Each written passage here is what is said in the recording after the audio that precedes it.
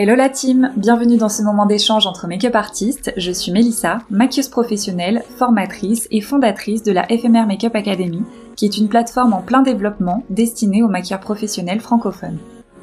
Aujourd'hui, je reçois Alison, que vous connaissez peut-être sous le nom Ali Makeup. Elle vient aborder un des sujets qui m'a été le plus demandé, concilier une vie de maman avec une vie de maquilleuse freelance. Personnellement, je ne suis pas maman, mais j'ai essayé de me mettre un maximum à votre place pour trouver les bonnes questions et j'espère que vous trouverez les réponses que vous espériez. Et s'il vous reste des questions en suspens, vous le savez, vous pouvez les ajouter en commentaire sous la vidéo YouTube ou sous le post dédié à cet épisode sur Instagram. Alison y répondra avec plaisir. Salut Alison. Salut, Comment tu vas? ça va très bien et toi? Ça va, merci. Je suis très contente que tu sois du coup avec nous aujourd'hui et qu'on puisse discuter un petit peu toutes les deux et qu'on puisse enregistrer ce podcast. Ça me fait trop plaisir que tu aies accepté. Merci à toi, franchement je suis trop contente. Je m'y attendais pas, vraiment je m'y attendais pas et comme quoi, voilà, le hasard. C'est cool les réseaux sociaux. Oui, voilà, c'est ça. Merci des réseaux sociaux. Franchement, Ouais, ça permet d'avoir vraiment de belles opportunités et surtout de belles rencontres. Donc, merci à toi surtout je suis d'avoir pensé d'accord. à moi. Avec grand plaisir. Est-ce que tu peux te présenter un petit peu pour les gens qui ne te connaissent pas forcément et qui écouteront ce podcast? Oui, alors du coup, je m'appelle Alison, j'ai 31 ans, je suis maman d'un petit garçon de 4 ans et je suis make-up artiste autodidacte depuis bientôt 8 ans et formatrice depuis 1 an. Donc, formatrice de maquillage, donc j'ai monté mes propres formations également. Trop cool.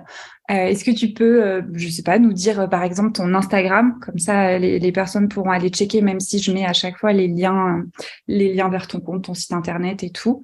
Mhm. Alors, mon compte Instagram, c'est Ali Makeup et j'ai un compte Instagram aussi formation, donc c'est Ali Makeup Studio. Ok, Donc, c'est le nom de super. mon entreprise Ali Makeup Studio. Ok, tu travailles où? Alors, à domicile et pour mes formations, parfois je fais louer des coworking pour pouvoir justement donner des formations en groupe ou en duo de temps en temps. Ok, et tu es où en France exactement? Ah, pardon, excuse-moi. Non, Je mais t'inquiète suis à pas, Rennes. c'était très intéressant la réponse que tu nous as donnée, mais du coup, Je je suis fais. à Rennes en Bretagne. Ok, super. C'est donc tu es autodidacte, Oui, tout trop à bien, fait.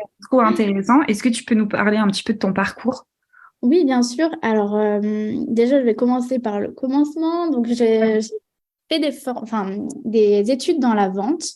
Donc, en fait, j'ai toujours été passionnée, on va dire, par le maquillage, par le monde de la beauté, de la mode. Mais on va dire que j'avais pas forcément les moyens d'aller en esthétique quand j'étais plus jeune, enfin, surtout ma maman. Donc, elle m'a demandé d'essayer de trouver quelque chose qui me plaît, du coup, pour me réorienter. Donc, je suis partie dans la vente parce que je me suis dit, ça allait sûrement un jour m'ouvrir des portes. Et donc, j'ai un cursus dans la vente de base. Et ensuite, un jour, donc, j'ai commencé à travailler dans le milieu. Et, euh, et en fait, j'ai eu un déclic. Je faisais de la danse. Et un jour, on m'a maquillée pour un clip vidéo et je me suis dit, je vais être à la place de cette maquilleuse. Du coup, j'ai tout arrêté. Je me suis lancée. J'ai commencé à me former, mais du coup, seule, en regardant des vidéos, en essayant de reproduire des maquillages que je voyais sur les réseaux sociaux. Et, euh, et ensuite, j'ai voulu quand même faire une petite formation, mais c'était une formation de 20 heures pour avoir au moins un petit quelque chose pour pas me dire, voilà, j'ai rien comme diplôme dans ce milieu-là. Et en fait, j'ai allié le métier de vendeur, on va dire, avec le métier de maquilleur et j'ai commencé à travailler donc chez Kiko en tant que vendeuse. Et forcément, on fait du conseil, donc on faisait de la pratique aussi, donc on pratique beaucoup pour tester les produits. Et par la suite, j'ai eu un CDI chez eux et en fait, j'ai rencontré une nana qui bossait chez Makeup Forever. Donc, on a commencé à parler, à échanger nos parcours et mon profil l'intéressait pour leur marque. Et elle m'a dit, pourquoi tu voudrais pas bosser pour Makeup Forever? Je dis, si, carrément. Même si je venais de signer chez Kiko, je me suis dit, c'est une opportunité en or parce que c'est une marque, voilà, c'est vrai que c'est une grosse marque, c'est un gros groupe et en fait, je suis partie, je me suis dit, je tente. Je ne sais pas si je vais être prise, mais je vais essayer. Et du coup, je suis partie sur Paris pour travailler pour Make Up Forever pendant pratiquement 8 mois. Et je suis revenue en Bretagne après parce que j'ai eu du mal avec la région parisienne. Ouais. Et je suis revenue en Bretagne. Et là, j'ai bossé 1 an, ouais, pratiquement 2 ans pour Make Up Forever. Ok. Et par la suite, j'ai su que j'étais enceinte, que j'allais avoir un bébé. Du coup, j'ai arrêté. Et là, je me suis dit, mais comment je vais faire? Comment je vais m'organiser? Enfin, j'aime trop ce que je fais. J'aime trop le maquillage. Je peux pas arrêter. Enfin, c'est impossible. Donc, et maintenant, avec un enfant, il va falloir que je m'adapte en fonction de, voilà, comment faire garder son enfant, etc. Surtout, ça a été compliqué. Et Ok. du coup, pendant peut-être presque 1 an, je suis restée, je n'ai rien fait. Enfin, je n'ai rien fait. Je suis restée avec mon fils. Et j'ai commencé à faire des formations pour voilà, créer ma propre entreprise.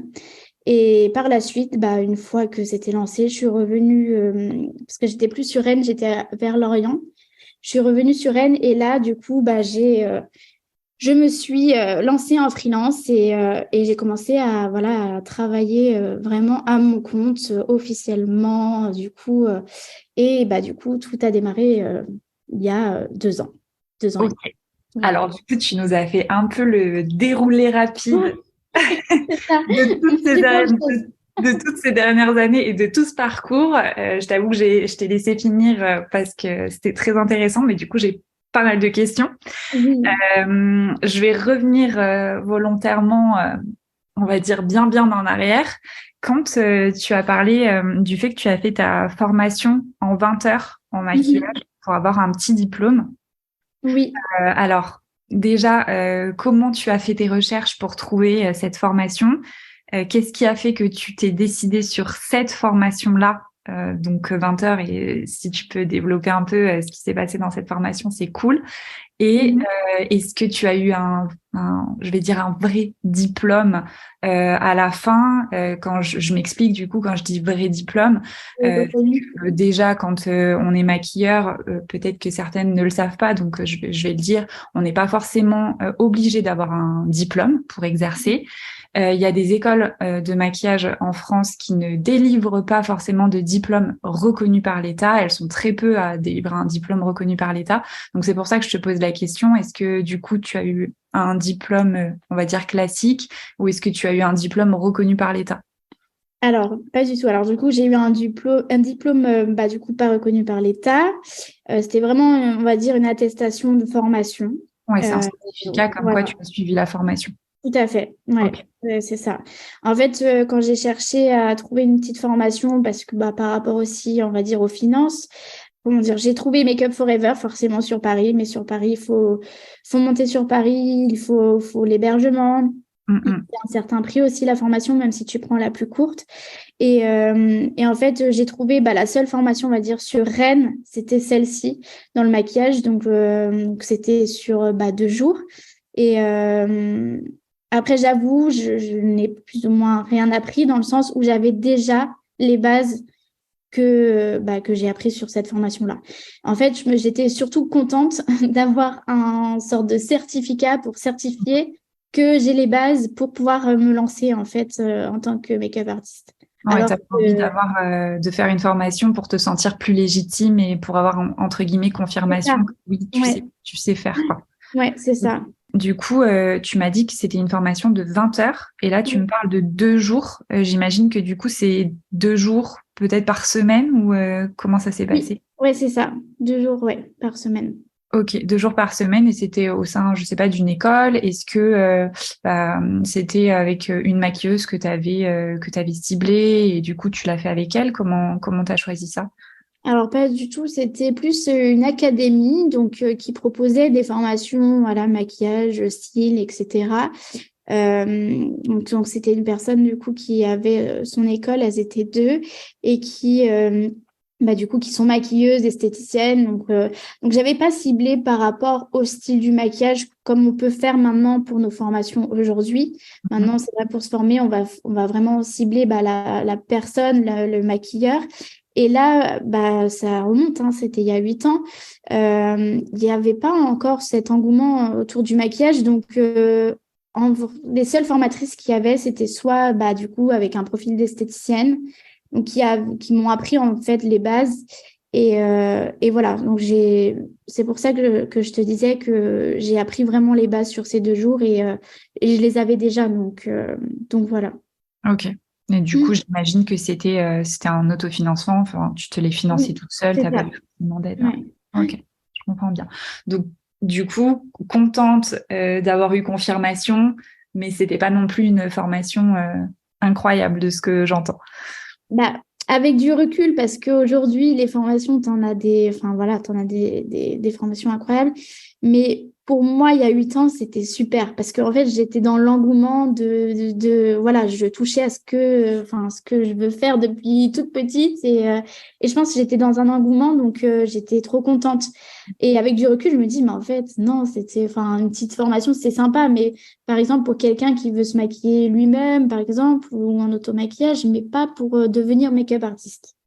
C'est fou, on a vraiment toutes et tous cette même expérience et ce même souvenir d'avoir l'engouement en fait de se former Mm. et d'être trop content d'avoir accès à une formation et avec le recul, on se dit ouais bon, j'aurais peut-être pas fait C'est ça ça. comme ça, j'aurais peut-être fait différemment, mais sur le moment, enfin, on est Mm. vraiment avec toutes les personnes avec lesquelles je parle, c'est tout pareil, quoi. Le gros engouement sur une formation et puis bon, comme ça, c'est l'expérience, c'était comme ça Voilà, qu'on c'est ça. apprend. Et avec le temps, effectivement, tu me dis c'était il y a 8 ans.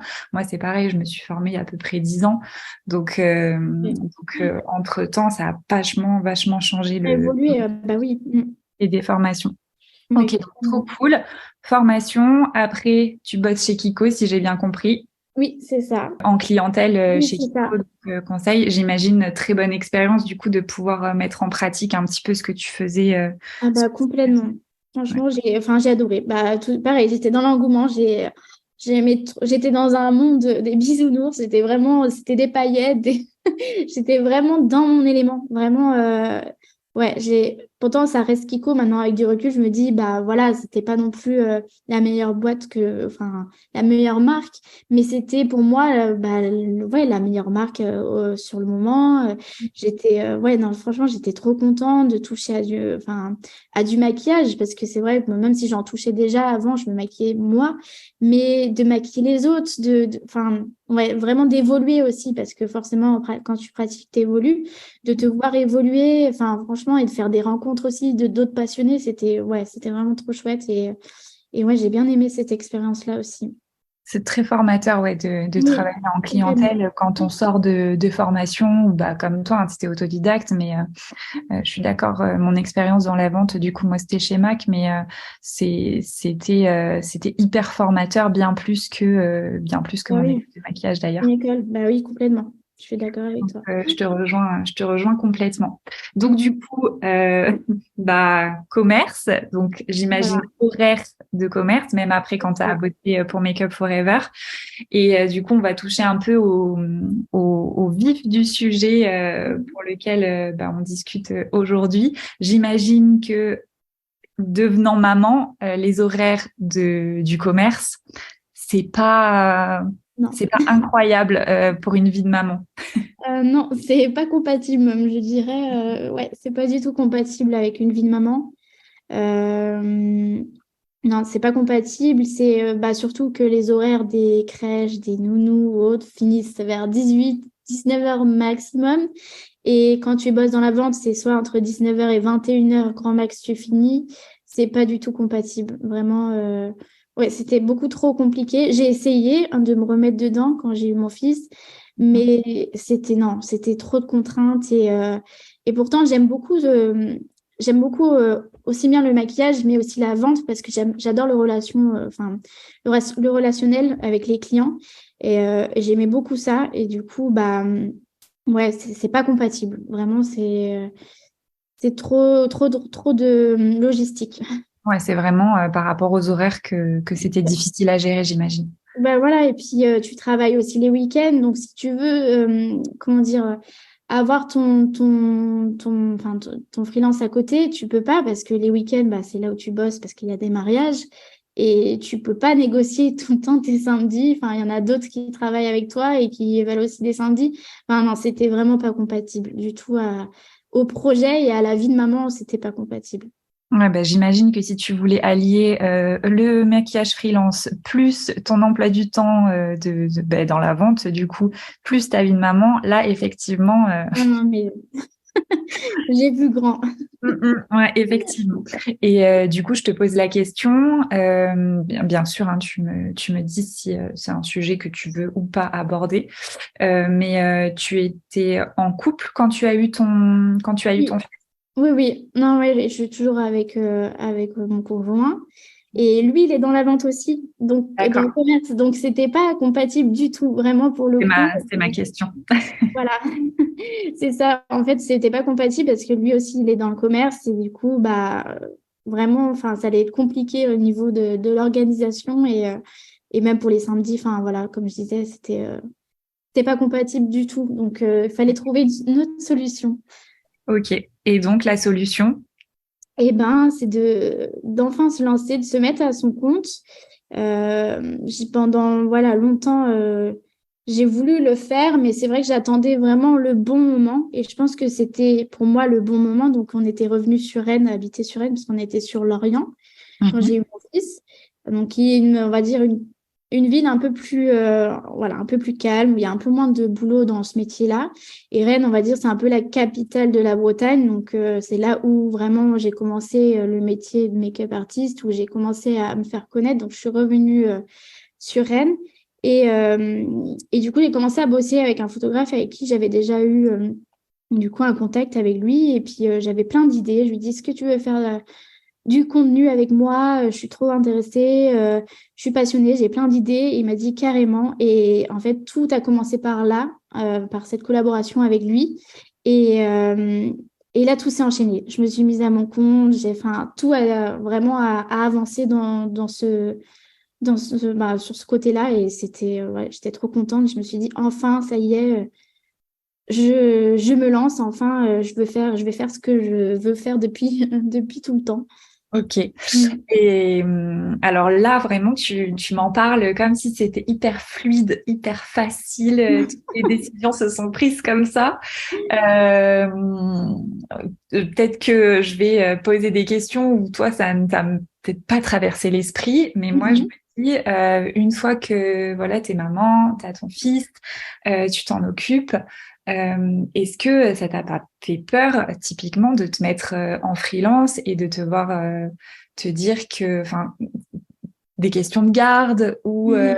enfin, je pense que tu vois un petit peu les questions que je me pose et je me dis, moi, ce serait un peu peut-être, je sais pas, ça peut être un frein en fait aussi pour certaines personnes de se dire, ok, je suis maman, maintenant le côté freelance, ne serait-ce que, alors là on parle de questions de garde, etc., mais même financièrement parlant, bah, Mhm. quand t'es salarié, ok, les horaires c'est peut-être pas incroyable, mais au moins t'es sûr d'avoir un salaire tous les mois, ce qui est pas le cas quand t'es en freelance. Donc C'est c'est vrai. aussi, en tout cas pour moi, ça pourrait éventuellement être un frein. Comment t'as géré tout ça? Bah, déjà, bah, le fait d'être avec quelqu'un, donc d'être avec mon conjoint, ça aide dans le sens où on a une sûreté derrière, où il m'a accompagné, il m'a beaucoup poussé aussi à le faire, il m'a soutenu. Donc, c'est vrai que ça aide quand tu veux te lancer et que tu as un enfant. Enfin, le fait d'avoir quelqu'un, c'est vrai que ça aide énormément. Quelqu'un pour vraiment t'épauler sur ça. J'imagine.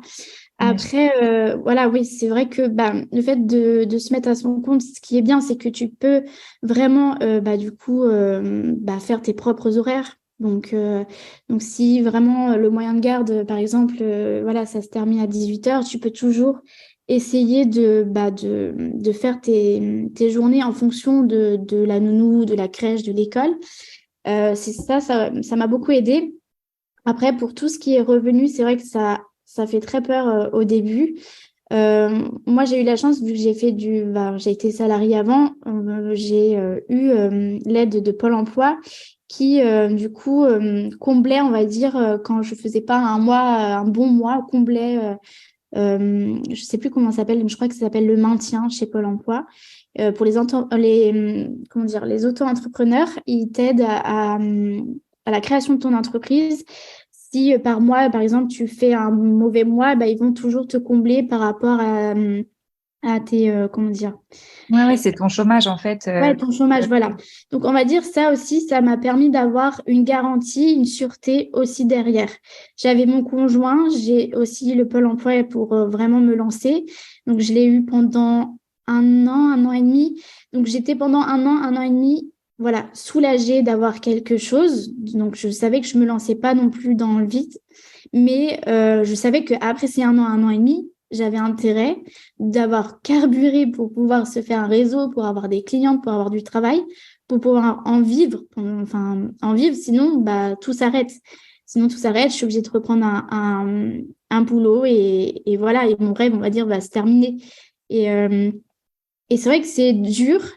Donc, je me suis un peu reposée un peu sur ça, mais le jour où bah, t'as plus rien, tu sais là, tu dois vraiment travailler. Là, tu te dis, si t'as pas de revenus, t'as rien du tout, tu peux pas te permettre avec un enfant. Enfin, voilà, ouais, c'est vrai que ça met un gros coup de pression, mais ça te met aussi un coup de pied aux fesses pour te dire, tu dois aller charbonner, tu dois aller là, tu dois vraiment trouver tes clients, tu dois te démarquer, tu dois travailler dur en fait. Mais tu travailles pour toi, donc au final, c'est tellement gratifiant de se dire ça et de se dire, bah voilà, ok, t'es maman, ok, voilà, t'es auto-entrepreneur, mais tu bosses et tu y arrives. Et je trouve ça encore plus gratifiant pour quelqu'un de se dire ça, voilà, que tu commences avec rien et avec du temps et surtout bah, de la motivation. Et quand on est passionné, je pense que ça se compte pas en fait. On fait tout pour y arriver. Ouais, bien sûr, je comprends. Mm. Et très concrètement, tu as créé ton entreprise, du coup, tu as commencé cette aventure entrepreneuriale, on va dire ça comme ça. Mhm. Il y a combien de temps maintenant?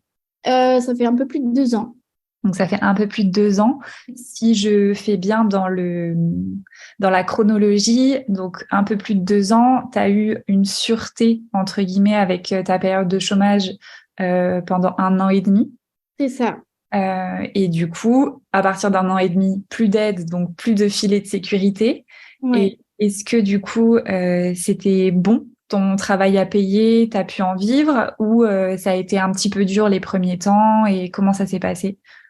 Alors, ça a été sur la première année, enfin, du coup, c'était l'année dernière, ça a Ouais. été, sauf que j'ai pas anticipé certains mois qui sont les mois forcément les plus calmes. J'ai pas anticipé et du coup, bah, il y a eu deux voire 3 mois où vraiment ça a été, ouais, ça a été compliqué et du coup, et c'est là où tu te dis, bah, mince, avec du recul, bah, tu dis, j'aurais pas dû faire comme ça, j'aurais dû anticiper. Et bah, après, c'est très formateur, hein, c'est comme ça que tu ne reproduiras pas cette erreur-là. Mais ça a été, je me dégageais pas non plus un super salaire, quoi. C'est incroyable. J'arrivais à payer mes factures, voilà, à subvenir aux besoins de la famille. Après, comme je disais, j'ai mon conjoint aussi qui m'aide beaucoup. Donc, mais c'est vrai que je me dégageais pas non plus, voilà, le salaire de mes rêves, ça c'est clair et net. Mais il faut bosser dessus justement pour y arriver et pour pouvoir justement bah, bien vivre et de sa passion. C'est vrai que Oui, bien sûr. Et puis ça fait pas très longtemps en fait que tu as créé oui, ton entreprise, donc c'est normal. Enfin, moi je trouve ça normal, mais quand tu crées ton entreprise, forcément, bah, les débuts, en tout cas moi j'entends beaucoup ça, les débuts c'est un petit peu compliqué le temps que ça se stabilise et que ça c'est fonctionne. ça. Mm, mm. Donc ça me paraît assez normal. Quand tu dis j'aurais pas fait ça comme ça, tu parles de quoi? De mon organisation, d'avoir pas anticipé ces mois creux. En fait, comme je me suis reposée un peu sur le côté, j'avais mon filet de sécurité avant, bah j'ai pas vu les mois creux, j'ai pas vu, du coup, j'ai pas anticipé pour l'année où vraiment j'avais plus rien. Et en fait, c'est pour ça que je dis que j'aurais pas fait comme ça parce que au final, j'aurais dû avoir plus quelque chose de cadré, une organisation. je me suis laissée porter en fait. Et là, avec le recul, comment? Dans le sens, est-ce que, alors je vais te poser des questions vraiment comme ça me vient. Encore une fois, Mhm. tu y réponds pas, c'est toi qui gères. Mais quand tu dis j'aurais dû anticiper les mois creux, c'est dans le sens j'aurais dû encore plus travailler parce que finalement je me rends compte que j'ai pas autant travaillé que j'aurais pu le faire. Et du coup, ça m'aurait permis d'avoir plus de clientes une fois que mon filet de sécurité a disparu, ou c'est plus dans le sens quand du coup pendant cette période-là j'étais confortable dans ma situation financière et du coup j'ai pas mis de côté parce que voilà j'ai préféré je sais pas investir ou dépenser dans X et X choses, ce qu'on te pardonnera toutes je pense. Mais est-ce que c'est plus le fait de j'ai pas mis de côté, j'ai pas réfléchi et j'aurais pu mettre de côté, j'aurais dû mettre de côté, ou c'est plus dans le sens j'aurais dû ou j'aurais pu essayer de travailler encore plus que ce que j'ai fait? Je sais pas si tu Non, comprends ouais, ma question. si, si. Mais c'est plus, ouais, le premier cas, c'est vraiment, j'aurais dû anticiper plutôt sur les mois où j'avais été un peu plus confortable. Bah, du coup, mettre de côté pour, au lieu d'investir, comme tu dis, parce que je suis quelqu'un qui investit tout le temps dans du matériel, dans la communication, Ah oui. etc. Et j'aurais peut-être dû, ouais, vraiment anticiper, se dire, bah non, il faut que là, ça, de ce qui est de côté, il faut que j'anticipe. Si j'ai un mois creux, bah, ça me sert de salaire. Donc, non, c'est plutôt dans ce côté-là que travailler, pas de travailler, non, parce qu'au final, même quand tu n'as pas de prestat, tu travailles parce que tu réponds à tes mails, tu fais de la communication, tu gères tes réseaux sociaux. Enfin, ouais, non, je pense que c'est plus dans ce cas-là que j'aurais anticipé. Je sais que l'année prochaine, je vais anticiper à tous ces détails-là. Vraiment, même le but d'avoir un prévisionnel, ça aide énormément. Donc ouais, toutes ces petites choses-là, c'est vrai que c'est des choses qui t'aident à anticiper et surtout quand tu es maman, parce que quand tu es maman, tu dois tout anticiper et tout prévoir parce que du jour au lendemain, enfin, même pas quand tu es maman, hein, quand aussi pour tout le monde, hein, mais encore plus quand tu es maman, je veux dire que voilà, t'as un enfant à charge, à ta charge, donc il faut que tu anticipes toutes ces choses-là et ouais. Je pense que ouais, j'aurais fait différemment, mais bon, au moins ça m'a servi de leçon et je sais que les prochaines années, ça ne se passera pas comme ça. Ok.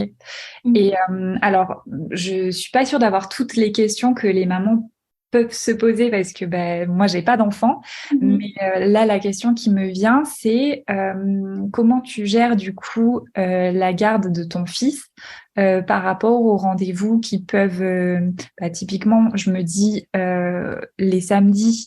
Tu Mhm. dois bosser vu que c'est quand même un gros jour quand on est maquilleur. Et deuxième question qui me vient là comme ça, moi je sais que souvent j'ai des rendez-vous qui se bookent, c'était pas prévu, c'est un peu du last minute ou alors des projets ou des choses comme ça.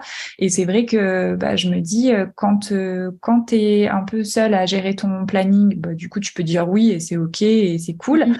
Et quand tu as un enfant à gérer, du coup, faut trouver un mode de garde ou faut trouver une solution ou alors, tu dis non, mais du coup, c'est un manque d'argent ou un manque, tu vois, pour un projet, pour se faire des contacts ou des choses comme ça. Ouais. Comment tu gères ça? Bah, j'essaye. C'est vrai. Des fois, c'est compliqué. Tu es là à 2 jours avant ta presta, tu sais toujours pas qui va garder ton fils. Donc, tu es là en train de stresser, pas pour le mariage, mais pour qui va garder mon fils. Mais après, généralement, j'arrive toujours à trouver une solution. Donc, c'est vrai que bah, la famille, quand la famille peut, bah, voilà, elle dépanne. Euh, Surtout les samedis, c'est vrai que samedi c'est toujours compliqué. En plus, mon conjoint il travaille les samedis, Bah oui. donc sinon bah, après j'essaye de trouver quelqu'un de la famille ou bien bah du coup j'ai une nounou qui vient me le garder parce que j'ai pas le choix parce que oui des fois quand il y a des grosses prestations, surtout le samedi c'est le plus important. Tu ne peux pas non plus te permettre d'annuler parce que c'est un mariage, donc tu ne peux pas faire ce genre de choses. Donc j'arrive à trouver, mais c'est vrai que c'est sans mentir, hein, c'est une source de stress quand même constante parce que tu es toujours là, essayer d'anticiper, de dire voilà, telle semaine c'est comme ça, bah, je dois travailler le soir. Euh, qui va aller le chercher à l'école ou qui va aller chercher au centre de loisirs, qui va le récupérer. Enfin, voilà, c'est toute une organisation. Et c'est vrai que des fois, ça peut être, on va dire, c'est stressant en plus de ta vie dans l'entrepreneuriat. Déjà que des fois, c'est stressant parce que Ouais. tu te poses toujours mille et une questions. Mais on va dire, ouais, comment dire? C'est un plus qui se rajoute à tous les petites choses que tu penses sans arrêt. Déjà, les femmes, on pense à tout le temps plein de choses. Donc, Mhm. c'est encore plus. Ton cerveau, il ne s'arrête pas. Il est tout le temps sur on, il est jamais sur off. Même Et, quand tu dors. et jusqu'à maintenant, t'as bien géré ou je sais pas, est-ce que je vais dire des anecdotes, mais je suis pas sûre Mhm. que ce soit le bon mot parce que j'imagine que c'est pas forcément des bons moments. Enfin, tu vois, des moments, je sais pas, où t'as pas trouvé de mode de garde ou est-ce que ça t'est arrivé du coup depuis que t'as ton entreprise Alors, ça m'est déjà arrivé quand, par exemple, on t'appelle et qu'il est malade ou qu'il est malade le matin où tu donnes. Bah, après, c'était souvent des prestations à domicile. Donc, encore quand c'est à domicile, on va dire, les clients sont plus compréhensibles parce que, voilà, bon, la plupart, elles sont des fois mamans, donc elles peuvent comprendre. Mais sinon, quand c'est, par exemple, pour un mariage, j'ai toujours trouvé une solution, donc heureusement.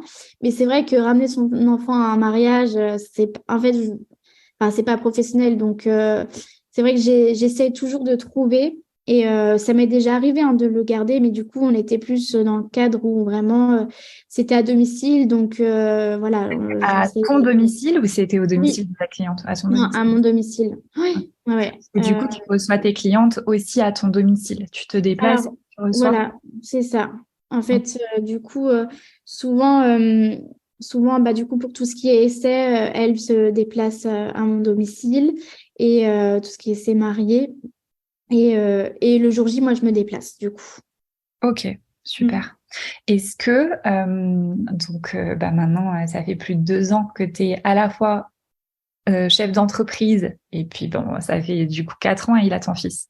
Oui. 4 ans que t'es maman, mais ces 2 ans et demi là, j'imagine que tu as appris et que tu t'organises de mieux en mieux. Est-ce que, je sais pas, tu as des secrets, des conseils incroyables à partager qui aujourd'hui te servent et que tu aurais bien aimé avoir au tout début? Des secrets, je sais pas si je peux avoir, parce que je pense que c'est propre à chaque maman, hein. Franchement, notre fonctionnement est différent à toutes, mais après, il faut être organisé.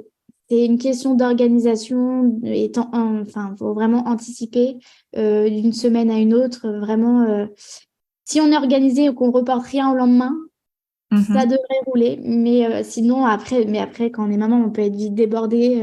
Bah ouais, j'allais te dire, est-ce que tu es la seule et l'unique de tout cet univers à avoir ta to-do list de toutes cocher à la fin de la journée?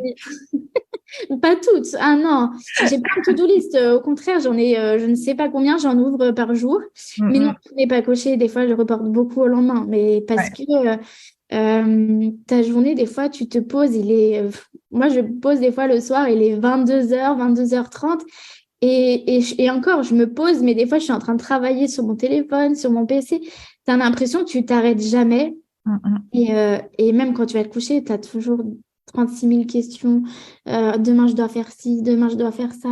Parce qu'au final, tu as toute ton organisation, tes projets professionnels, ta maison, parce que du coup, voilà, tu as la maison aussi. Enfin, voilà, tu as plein de choses qui te trottent. Et c'est vrai que, bah, après, pour rien au monde, je changerais ma vie dans le sens où, même si parfois j'ai des moments de fatigue, de down, vraiment, mais pour rien au monde, je changerais ma vie. Pour rien au monde, je ferais autre chose. Voilà, vraiment, je me dis des fois, on se plaint, on est fatigué, on n'en peut plus.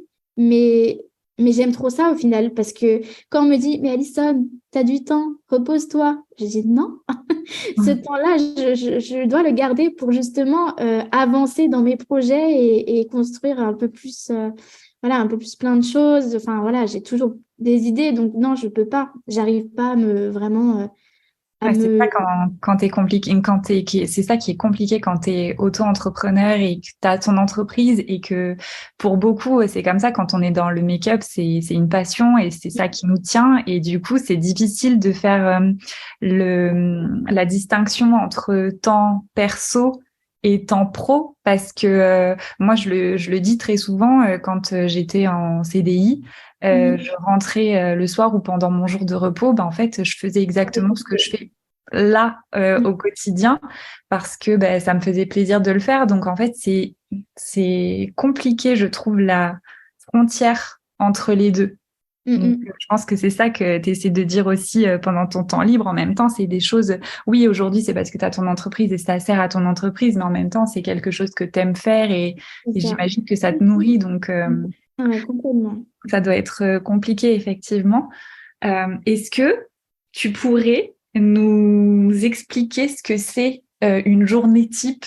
Je vais pas dire une semaine parce que, et puis j'imagine que tu vas me dire oui, mais une journée type, toutes mes journées sont différentes. Mais Mhm. en général, on va dire, c'est quoi une journée type quand tu es maquilleuse à ton compte et maman? Alors, une journée type. Alors, bah, du coup, forcément, il y a le lever le matin. Donc, je réveille mon fils.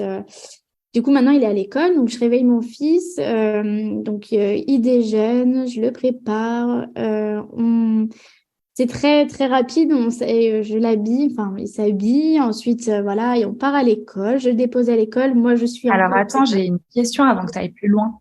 Oui. Parce que moi, je te vois sur les réseaux sociaux et je sais que tu es très active et surtout, je te Mhm. vois tout le temps hyper bien maquillée, hyper bien coiffée, hyper bien habillée. C'est Et du seulement les coup, réseaux sociaux, ça.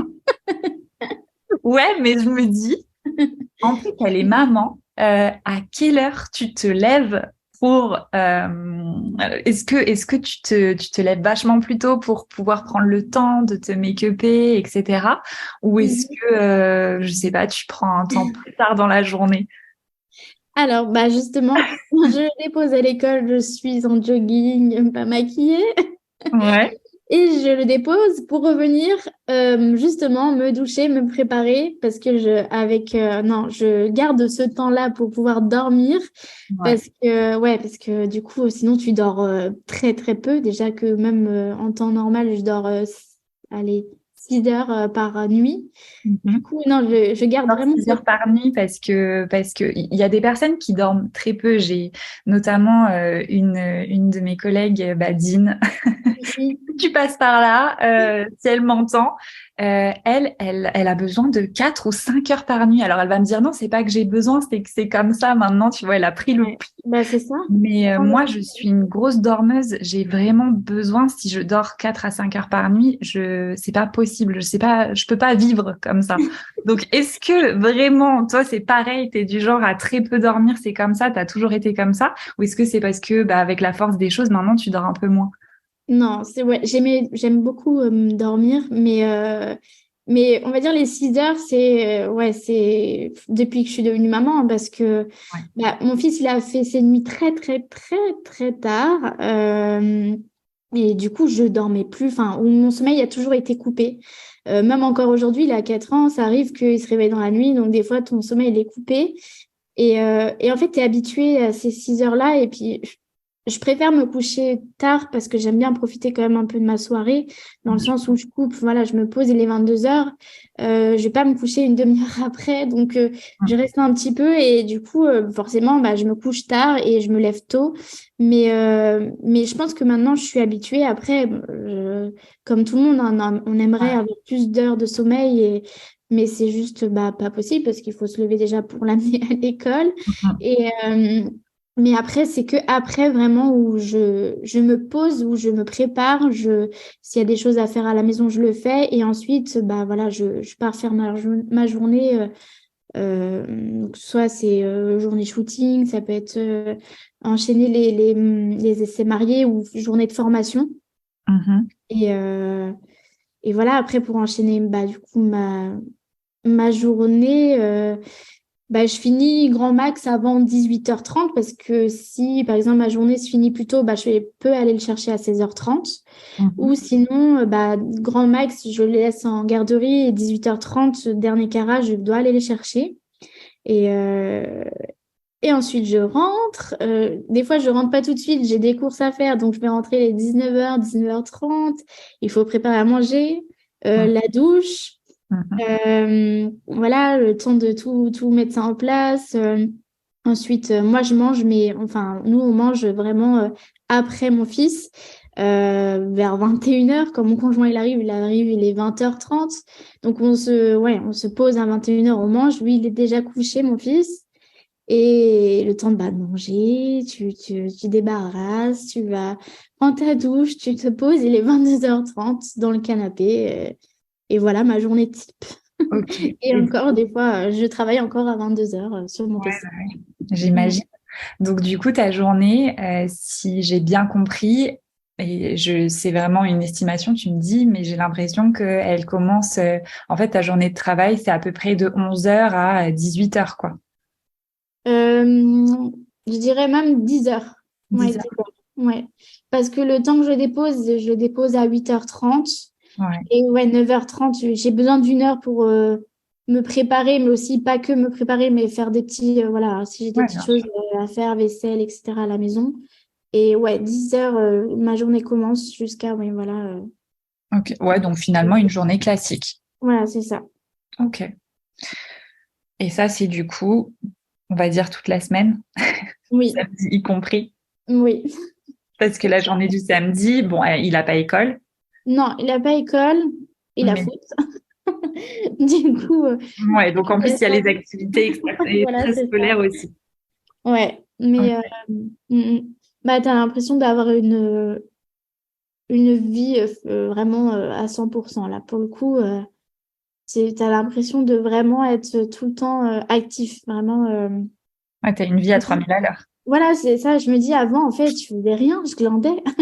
Avant d'être maman, je me dis, mais en fait, on se plaignait d'être fatigué, mais c'est pas normal. Mais ouais, c'est vraiment une journée, enfin, c'est des journées ouais, vraiment à 1000 à l'heure, tout le temps. Ok. Je t'avoue que je cherche des questions qui pourraient être intéressantes et qui pourraient parler, je sais pas, aux autres mamans qui sont aussi maquilleuses ou qui hésitent en fait, hein, parce que Mhm. souvent c'est ça les questions, c'est revenu sous des podcasts ou des choses comme ça. En fait, elles voulaient avoir ce partage-là parce que soit elles hésitent à se lancer dans le maquillage parce qu'elles ont leur vie de maman, soit elles sont mamans et du coup elles sont en train de vivre la transition. Tu vois, avant C'est elles ça. n'avaient pas ça à gérer et maintenant oui. Je forme beaucoup aussi de mamans Mhm. qui sont en reconversion professionnelle.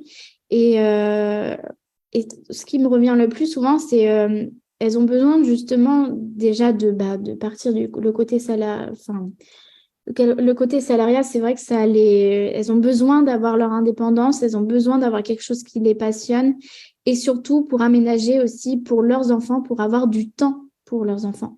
Après, c'est vrai que le métier make-up artiste, il y a certaines personnes qui vont justement seulement faire des prestations et, euh, et du coup qui arrivent à se dégager du temps.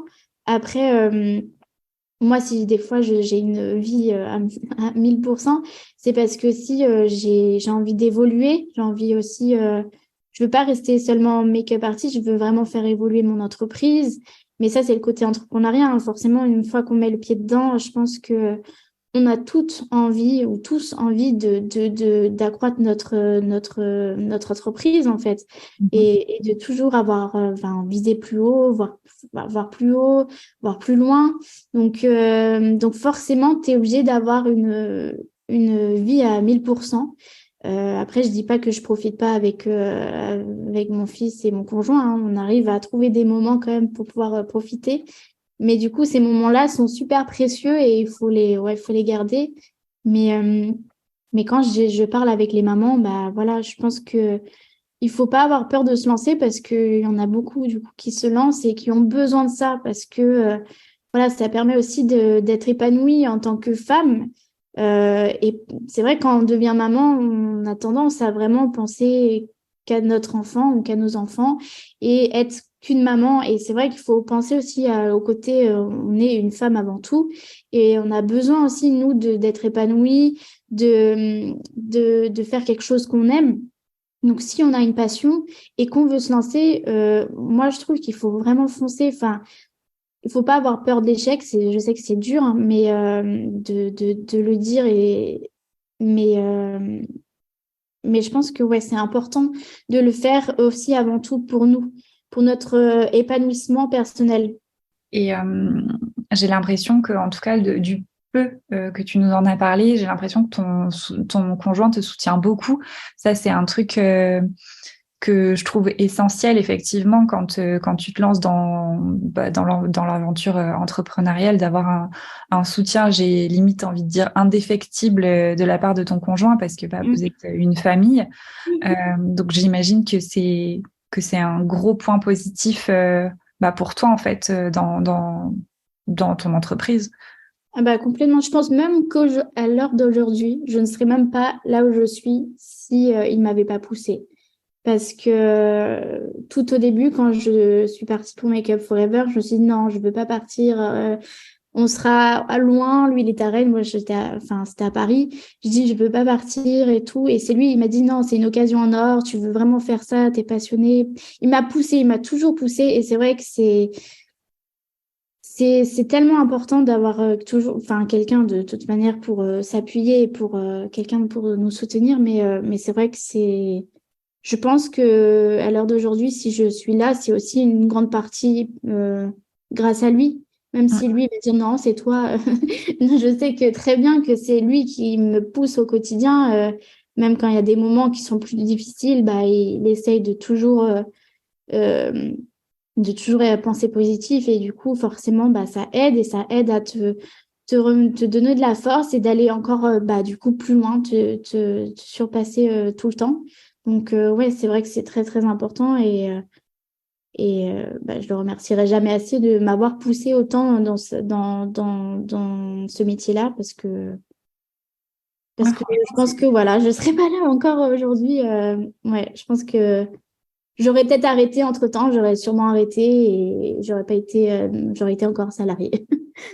donc, franchement, c'est trop cool d'entendre ça. Je trouve que ça fait plaisir de voir que bah, qu'il y a des personnes comme ça qui ont ce truc, tu vois, de soutenir. Bon, là, c'est sa femme du coup, mais d'avoir cette, je sais pas si on peut dire ouverture d'esprit ou quoi, mais Ah je bah trouve oui, complètement. trop cool d'entendre ce genre d'histoire. Mm. Ouais, ouais, non, c'est vrai, il faut être ouvert d'esprit quand même pour quelqu'un qui dit bah, je veux devenir maquilleuse il y a 8 ans. C'était pas encore aujourd'hui, je veux devenir maquilleuse, c'est un peu plus. Mais il y a 8 ans, je devenais maquilleuse. Un bon, tu vas maquiller qui? Les Ouais, gens c'est vrai que n'étaient c'est pas encore. vachement moins connu. Ouais, les gens n'étaient pas encore même. Je voyais ma mère, elle me dit mais ah bon? Ou même dans mon entourage, on me disait mais c'est quoi ton vrai travail? Bah, je suis maquilleuse.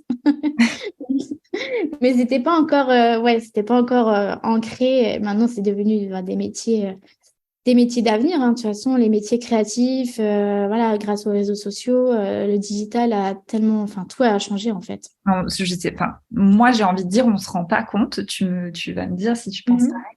Mais 8 ans, j'ai l'impression que c'était il y a pas si longtemps que ça. Et pourtant, franchement, en 8 ans, effectivement, il y a tellement de choses qui a Mhm. changé. Et puis surtout de nous dans notre domaine et dans notre métier.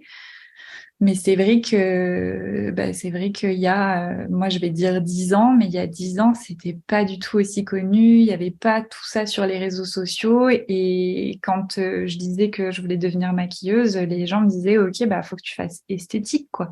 Oui, voilà, c'est Euh, ça. sauf que, sauf que non, ça n'a rien à voir. Mais c'est vrai Mhm. que, ouais, je sais pas, je me dis, 8 ans, c'est pas si long. Et en fait, Ah non, mais oui, bah oui, il y a 8 ans, c'était hier.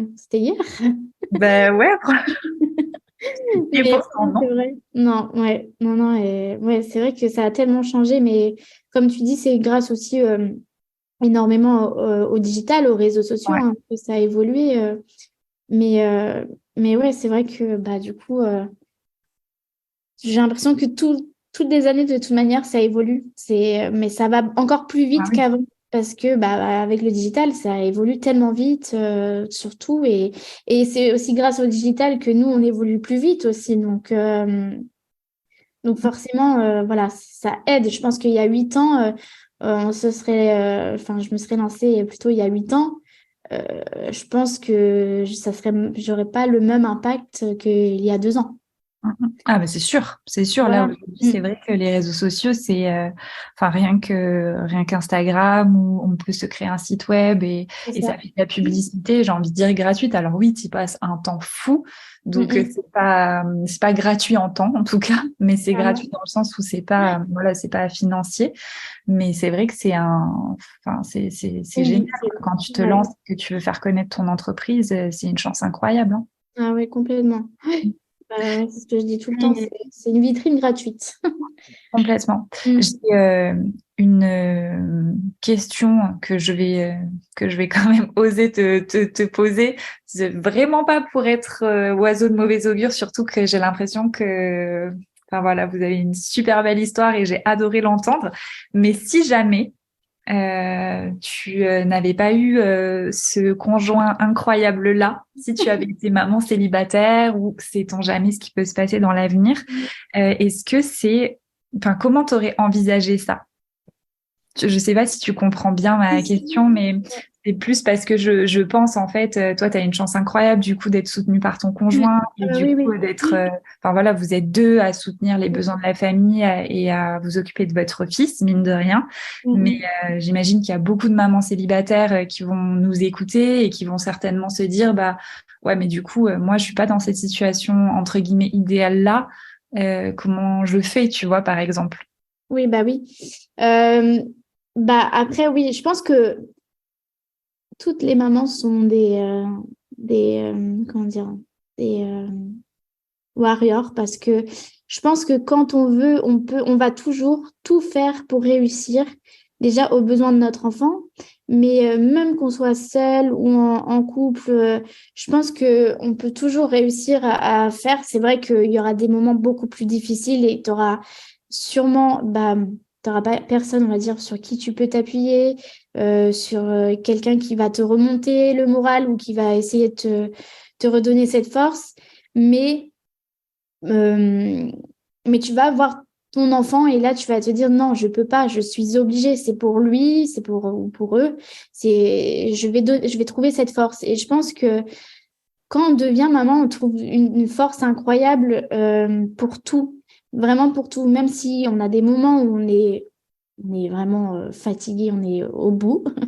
Et ben on trouve toujours cette force parce que on se dit non, on a quelqu'un derrière nous, on doit être là pour eux, on doit être là pour cette personne et du coup on est obligé de tout donner en fait.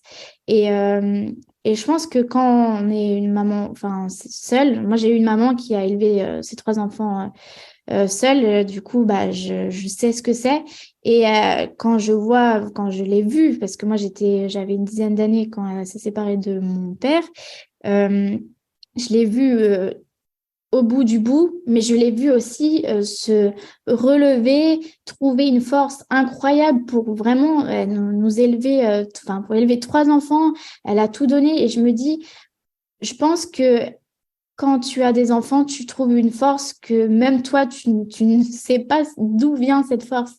Donc, je pense que quand tu es maman et que tu as un projet, tu feras tout pour réussir pour tes enfants, en fait. Donc, euh, donc je pense que si j'avais été seule, dans tous les cas, je me serais pas apitoyée sur mon sort. J'aurais pas, si j'avais vraiment un but, j'aurais fait. Et après, forcément, si ça peut échouer, hein, mais j'aurais su rebondir derrière. Donc, je pense qu'on trouve une force et je ne sais pas d'où, mais je pense que les mamans elles vont se reconnaître dans mon discours. Parce que quand moi, d'autres mamans me disaient ça, que j'avais pas encore d'enfant, je me disais, ah ouais, et tout, mais genre, je ne comprenais pas. Et aujourd'hui, je comprends vraiment ce que les mamans enfin, me disaient à l'époque. Vraiment, un enfant, ça te monte vers le haut, ça te donne une force que toutes les mamans peuvent ressentir, mais que quand tu es vraiment maman, quoi. Donc toi, un jour, peut-être que tu vas ressentir, enfin, tu penseras à moi quand tu deviendras maman et tu diras, ah oui, je me rappelle de notre podcast avec Alison, voilà, de ce qu'elle disait. Et vraiment, je pense qu'on peut toutes réussir, mais c'est vrai que ça va être un chemin très difficile, mais on peut réussir avec la force de nos enfants, on peut réussir. Ouais, donc dans tous les cas, t'aurais tenté l'aventure et puis j'imagine, en tout cas, c'est ce que j'entends et ce que je comprends, c'est que en gros t'aurais tenté et puis petit à petit tu trouves les solutions C'est ça. et tu lâches pas Voilà. l'affaire. Ouais. J'ai Non. l'impression que de toute manière, ça a l'air d'être ton mindset d'entrepreneur quoi. Et Ah bah oui. entrepreneur avec une grosse option maman quoi. Voilà, c'est ça. Mais oui, je pense que quand on y croit, quand on croit en quelque chose ou un projet, il faut vraiment tout faire pour réussir. Et je pense que quand on est passionné, ça aide. Si on va dans un, je sais pas, un projet voilà, qui nous plaît, mais on n'est pas passionné, je sais pas si on va avoir les mêmes ambitions. Alors que quand on est passionné, je pense qu'on donnerait tout, mais vraiment toute notre force pour réussir. Et je pense que tu reconnais dans ce que je dis que vraiment toi, tu te donnes tout aussi pour réussir. Donc, mais parce que tu te verras pas faire autre chose, parce que c'est ta passion en fait. Et puis dans ce métier, c'est en tout cas dans ce métier du make-up, mais je pense qu'il y a pas mal de d'autres métiers auxquels je pense pas forcément, qui on va dire que le socle principal, c'est la passion. Il y en a beaucoup qui commencent parce que c'est facile, on n'a pas forcément besoin de diplôme. Et puis, c'est un Mm, peu... ça donne envie, forcément. Tu vois des oui, beaux make-up, tu te dis, je vais maquiller des clientes. C'est super cool comme travail, etc. Mais il y en a beaucoup qui commencent. Il y en a pas beaucoup qui durent et qui, entre c'est guillemets, ça. réussissent. Et je mets des guillemets à réussir, c'est pas réussir à avoir du succès, être millionnaire, etc. Parce que je Non. pense qu'on fait, en tout cas celles qui sont maquilleuses professionnelles depuis des années, le disent souvent, c'est pas pour l'argent qu'on le fait, mais effectivement c'est un métier d'endurance. Mm, mm. Et en gros, effectivement, si c'est ta passion, ça va être pas facile tous les jours, mais tu vas t'accrocher et ça va finir par marcher, c'est sûr, on va dire à 99% parce qu'on laisse un petit pourcentage, on sait jamais. Mm, mm. Mais les gens qui sont pas passionnés, ou en tout cas, ça, peut-être que ça correspond à leur vie idéale ou je ne sais pas, au bout d'un moment, ils vont lâcher l'affaire parce qu'effectivement, quand t'as pas ton pourquoi qui est super ancré et auquel tu tiens, au bout d'un moment, je pense que c'est usant et tu lâches l'affaire et tu finis par aller vers quelque chose de peut-être un petit peu plus facile, quoi. Ah bah complètement, ouais. Mm. Non, c'est clair. Mm, mm. Non, je suis d'accord avec toi. Ouais. On se rejoint toutes et tous sur ça quand on est maquilleur. Ouais. Bah, c'est la passion qui trône avant tout, avant toute autre chose. Mais ouais, c'est vrai que je pense que quand on est passionné, on va tout faire pour réussir dans nos projets, en fait, dans nos idées. Et de toute façon, quand on est dans le maquillage, on est forcément artistique, donc on a plein de projets, parce que du coup, forcément, on pense à plein de choses. Et c'est ce côté artistique aussi qui trône aussi dans ce milieu-là. Mm. Ouais, je suis d'accord. Est-ce que tu as, je sais pas, un autre sujet que tu voudrais aborder avec nous dans ce podcast? Je voulais aussi parler de l'entourage. Je trouve que c'est important parce que du Ouais. coup, je soulignais beaucoup ça aussi là, sur les dernières discussions. Mais beaucoup s'entourer dans le sens où je pense dans l'entrepreneuriat, c'est bien de s'entourer de bonnes personnes qui aussi t'aident à aller plus haut. Et je trouve que c'est important de souligner ce point-là, de bien s'entourer pour pouvoir justement avancer. Et je ne sais pas si toi aussi tu penses la même chose, mais je pense que l'entourage aide énormément aussi au maintien et aussi le fait que tu puisses avancer et à évoluer en fait. Ouais, je suis d'accord, effectivement, d'avoir un bon entourage, on le dit pas forcément, mais parce que c'est vrai que ça paraît évident, j'ai envie de dire, mais Mhm. si tu as un entourage solide, C'est qui te ça. soutient dans les moments plus compliqués, parce que bon, c'est la vie en général, mais dans l'entrepreneuriat, effectivement, tu peux avoir des moments de doute qui sont plus ou moins longs. Mhm. Tu as un bon entourage, qui ont un bon mindset, bah forcément, tu vas finir par sortir de ce mood-là et par, entre guillemets, apprendre les leçons. Si tu as Mhm. un entourage un peu bancal, c'est plus compliqué à gérer. Ça veut pas dire que tu vas lâcher l'affaire, mais c'est un peu plus compliqué à gérer. Donc, je suis d'accord. Et puis, bon, ça, c'est l'entourage, j'ai envie de dire l'entourage familial, mais même l'entourage, effectivement, professionnel. oui, je suis d'accord avec toi que c'est super important de bien s'entourer. Après, je dirais que c'est pas forcément facile et évident de trouver les bonnes personnes à Complètement. avoir près de soi. Je Mais suis bon, d'accord. ça, je pense que ça, voilà, c'est des leçons, tu apprends petit à petit. C'est ça. Et puis, tu fais, on va dire, le tri, c'est super important. Voilà. Euh, Bah, oui, tu tries forcément au fur et à mesure. et puis après, j'imagine, hein, c'est vraiment j'imagine, mais j'imagine que quand t'es maman, avec tout ce que tu nous as raconté, ça doit être d'autant plus essentiel de se focuser vraiment sur déjà ton objectif et sur l'efficace et l'important, quoi. Donc, Oui. j'imagine que tu vas pas perdre ton temps avec des gens qui vont pas te tirer vers le haut et Ah bah oui, complètement. Tu réalises encore plus ce genre de choses après enfin, quand tu deviens maman. Et c'est pour ça que je voulais t'en parler là. Mais déjà avant d'être maman, tu t'en rends compte, on va dire, avec le fil du temps. avec Quand tu la prends un peu de sagesse qui l'âge, arrive. tu te rends compte que bah voilà ouais, il faut bien t'entourer et encore plus quand tu deviens enfin quand tu montes ta boîte, c'est là aussi que tu te rends compte que bah du coup forcément les discussions ou les objectifs ne sont pas forcément les mêmes avec tout le monde et mais quand tu deviens maman, c'est un point ultra important parce que comme tu dis, tu n'as pas vraiment le temps de te focus sur, sur des petites choses futiles. Et du coup, tu t'entoures vraiment de bonnes personnes qui vraiment te soutiennent, sont, non, vraiment sont là pour toi. Et pourtant, des fois, tu vas pas leur parler tous les jours, mais qui sont toujours là pour te soutenir et dans tes projets. Voilà. Donc, je trouve un bon entourage, c'est très important, surtout dans la vie d'entrepreneur, mais aussi quand tu deviens maman, voilà, c'est de vraiment être bien entouré, que tu sois en couple ou seul. Je trouve que d'avoir un bon entourage sain aussi, ça t'aide énormément. Je suis d'accord avec toi. Mm. Je pense qu'on arrive un petit peu à la fin du podcast. Mhm. Est-ce que tu as, j'ai envie de dire le meilleur conseil, mais est-ce que tu as un ou des conseils à donner aux personnes qui nous écouteraient? Alors déjà, je vais te demander un conseil en tant que professionnel du make-up, Mhm. en tant que maquilleur. Est-ce que tu as un conseil, une leçon que tu as apprise, quelque chose, voilà, à partager avec nous? Alors, toujours ne jamais abandonner. Vraiment, ne jamais abandonner. Que ce soit dans le côté make-up, vraiment ne jamais abandonner, ne jamais lâcher parce que justement, c'est en continuant de travailler, que ce soit pour le maquillage ou bien l'entrepreneuriat, hein, de continuer. Ça va toujours finir par payer. C'est juste que oui, des fois, il faut être patient. Il faut s'armer de patience. Mais il faut toujours continuer et ne jamais perdre notre objectif de vue. Donc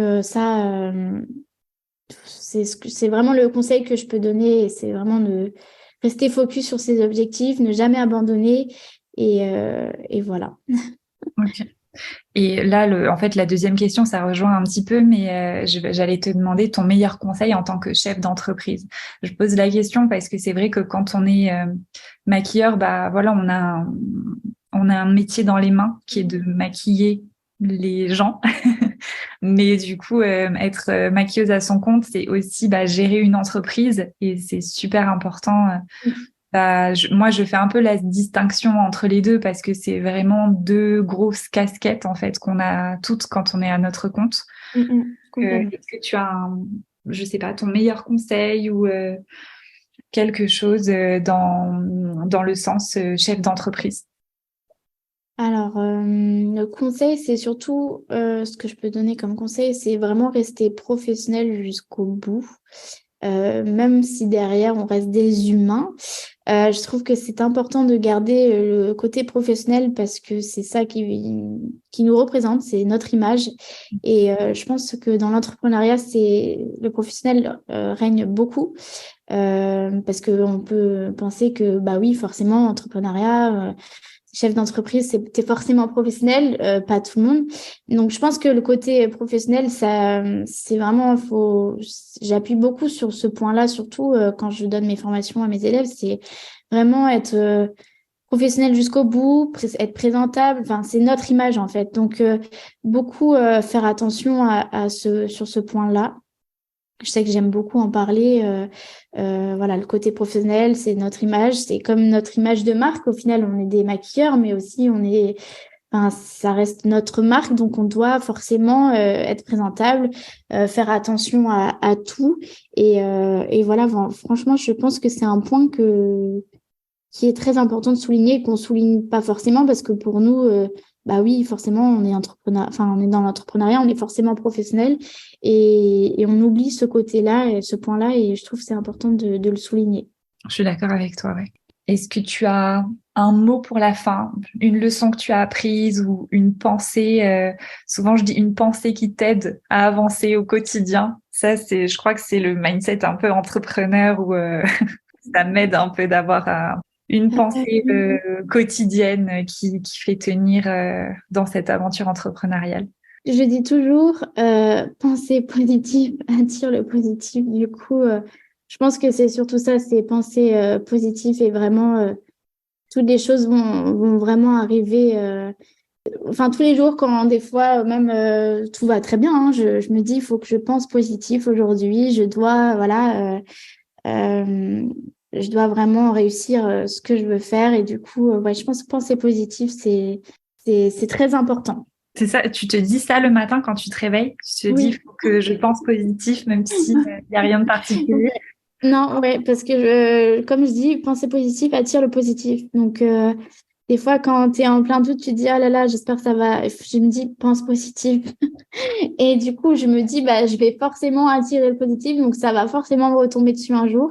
Mais ouais, c'est ce que je me dis. Je me dis, bah, même quand je suis fatiguée, je me dis, non, Alison, pense positif. Tu travailles, enfin, ta passion, c'est ton travail. Il y a des gens enfin, qui aimeraient justement travailler de leur, enfin, comment dire, pas travailler de leur passion, mais vraiment avoir bah, le même train de vie que j'ai. Et je me dis, mais je peux pas me plaindre. Donc, voilà. Donc, je pense positif. Je me dis, allez, on va au charbon, on va travailler et on va vraiment tout faire pour réussir, pour réaliser tous les rêves qu'on a dans la tête. Je suis d'accord avec toi, tu as l'air d'avoir un bon cheminement de pensée, mais ça m'étonne pas quand je vois un petit peu comment tu travailles et ce que tu fais. Donc, comme quoi ça paie Merci. d'avoir un bon mindset, quoi. Non, Super. c'est important, je trouve. Qu'est-ce qu'on peut te souhaiter pour la suite? C'est quoi la prochaine étape de ton entreprise?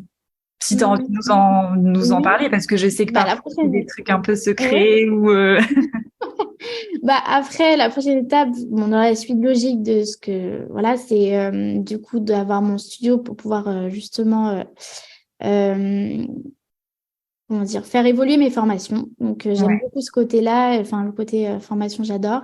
Et de développer, voilà, de développer le métier de make-up artiste en Bretagne. C'est ce que j'essaye de vraiment valoriser sur la Bretagne. C'est vrai que la Bretagne, on est souvent mis un peu de côté parce qu'on est dans le fin fond de la France. Et du coup, ouais, vraiment valoriser le métier de make-up artist. Donc forcément, bah, qui dit valoriser, il faudrait avoir peut-être un peu plus de choses. Donc pourquoi pas un studio pour pouvoir faire évoluer les formations. Et voilà, après, on verra où le vent m'amènera. Mais en tout cas, j'aimerais vraiment ouvrir mon studio pour pouvoir réaliser plein de belles choses. Ok, ben trop cool. Du coup, en tout cas, je regarderai ça de près. Je te le Non, souhaite et franchement, je doute pas que ça arrive. merci Donc j'ai beaucoup. presque hâte d'assister à tout ça. C'est gentil, merci beaucoup. Bon, en tout cas, merci d'avoir partagé tout ça avec nous. C'était trop intéressant.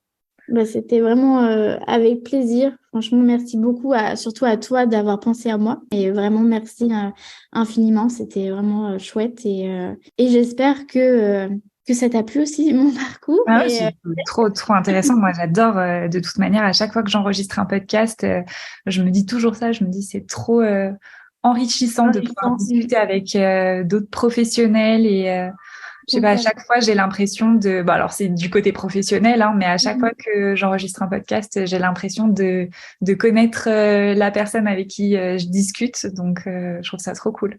Ah, c'est chouette, ouais. Merci en tout cas beaucoup. Merci d'avoir partagé un peu de votre temps avec nous. On vous attend nombreux en commentaire sur l'Instagram Éphémère Makeup Academy sous le post dédié à cet épisode ou si vous nous écoutez sur YouTube directement sous la vidéo. Et si vous validez cette chaîne de podcast, vous pouvez nous soutenir en ajoutant des petites étoiles sur Spotify ou tout simplement en likant les épisodes sur YouTube. Je vous dis à très vite dans un nouvel épisode.